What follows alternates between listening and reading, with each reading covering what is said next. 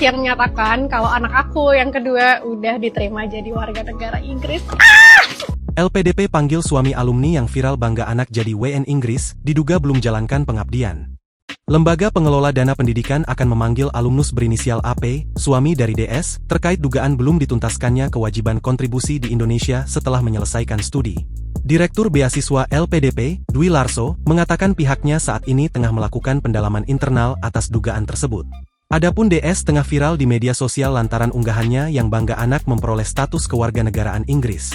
LPDP saat ini melakukan pendalaman internal terkait dugaan tersebut. LPDP akan melakukan pemanggilan kepada AP untuk meminta klarifikasi, serta akan melakukan proses penindakan dan pengenaan sanksi sampai pengembalian seluruh dana beasiswa apabila terbukti bahwa kewajiban berkontribusi di Indonesia belum dipenuhi, kata Dwi kepada Kompas.com, Sabtu, 21 Februari 2026. Dwi menegaskan, LPDP menyayangkan polemik di media sosial itu. Menurutnya, tindakan DS dinilai tidak mencerminkan nilai integritas, etika, dan profesionalisme yang ditanamkan LPDP kepada para penerima beasiswa. Namun secara administratif, DS telah menyelesaikan seluruh kewajibannya. Saudari DS telah menyelesaikan studi S2 dan dinyatakan lulus pada 31 Agustus 2017, serta telah menuntaskan seluruh masa pengabdian sesuai ketentuan. Dengan demikian, LPDP tidak lagi memiliki perikatan hukum dengan yang bersangkutan, jelas Dwi. Sesuai ketentuan, seluruh awarde dan alumni LPDP wajib melaksanakan masa pengabdian atau kontribusi di Indonesia selama 2 kali masa studi ditambah 1 tahun.